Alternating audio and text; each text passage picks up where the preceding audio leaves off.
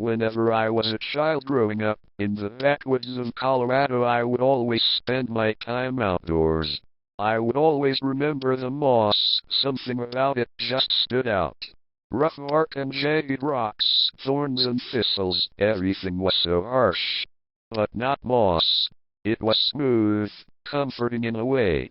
I was a curious kid when I was 7, the world so vast, compared to the 5-acre farm my family lived on. I was an only child. I spent most of my time exploring the perimeter of the woods I was allowed to walk about. There was a river that served as a landmark for where I would stop walking. My parents would always say if I went past one of their landmarks they assigned for me, I would lose a portion of that land. They would place a new landmark somewhere about 20 or 30 yards away from the initial point. And if I was good and didn't go past the limiting circle for a month, I would have my playgrounds extended back to its original length. When I was 8, I went down to the creek. I screwed around, sat on a down tree leaning up against the one beside it at just the right angle so my feet would hover over the ground as I ate my lunch I packed. After I finished my meal, I went down to the creek. They said I couldn't go past it, so going right up to it was fine, right? So I ran up and down the creek looking for smooth rocks to skip across to the other side when I noticed a daddy long leg. Now, if you played outside as a kid a lot, then most likely you remember pulling a leg or two off of one of them. Or maybe I'm the only one and I need to go see a shrink. Nonetheless, that's exactly what happened. As soon as I pulled the second one off, I started smelling the scent of rotten eggs. As if there was an abandoned nest nearby, with a fan blowing the stench through my nostrils. It was pungent to say the least. I just figured a rotting carcass of a deer or something that fell victim to a pack of coyotes was nearby. So I packed my things and left. I brought it up to my dad and he told me if I smell that again to not go near it. Me thinking he didn't want me coming home dirty and smelling like shit, agreed. Jumped to me at 11. My birthday was yesterday. After constant bugging and many failed attempts to show my parents my level of responsibility, I finally got a Daisy BB gun. My father gave me the usual instructions on how to be safe with a gun. He also added that I can't take it out in the woods with me. I was pretty disappointed. I had a whole plan to kill a squirrel and make myself one of those hats with the tail in the back. A few months of use resulted in me getting bored at just shooting paper targets, taped between 2 rows of wire at our fence.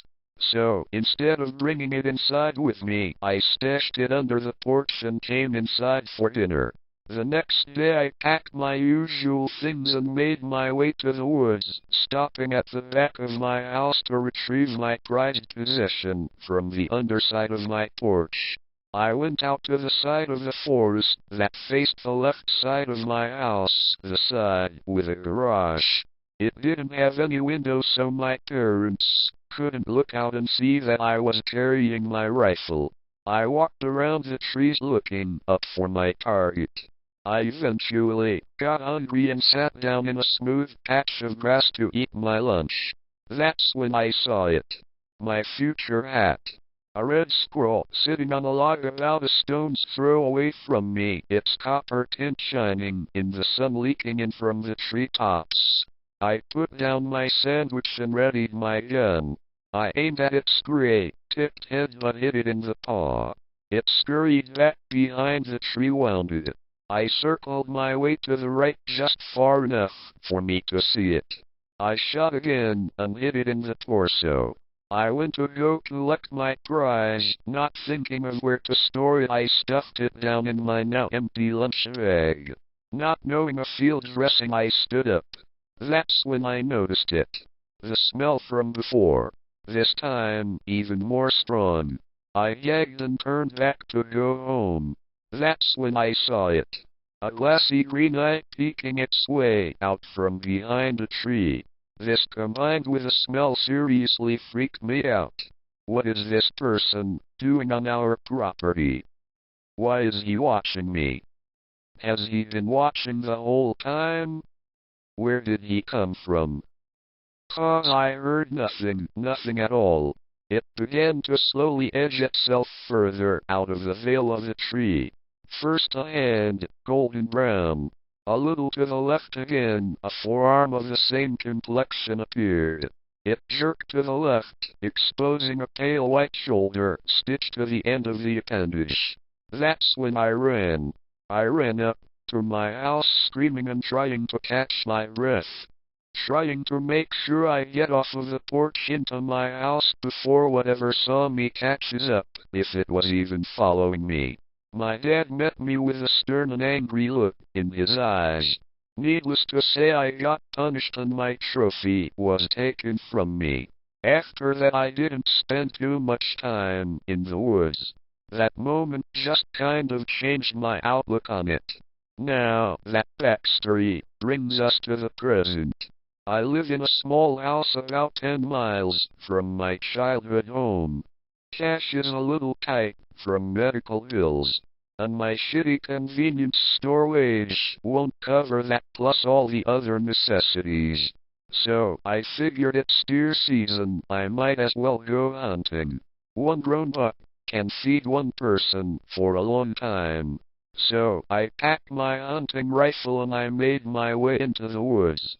About 2 hours in, my ass is sore and I'm wanting to call it a day. That's when I see a deer. I shoot. I hit it in the lung. I start freaking out with excitement and the fact that I'm set on meals for a while. That's when I smell that old smell from way back then. I'm standing over it, ready to field dress it and take it back to my house to begin the skinning process when I look over. It's the thing I saw from when I was 11. Except this time it's hobbling over to me with its arms flailing at its side. Its flesh was old and new at the same time. In some areas it was smooth and pink. In others it was worn, gray, and vein-covered. It's 20 feet away from me until it breaks into a hobbling sprint. Not how a normal person runs, but like a video of an old cripple hobbling around set on 2 times speed. As it gets closer I realize the stitching. It looks like some fucked up rag doll that has lost most of its limbs, and has stitched on new ones.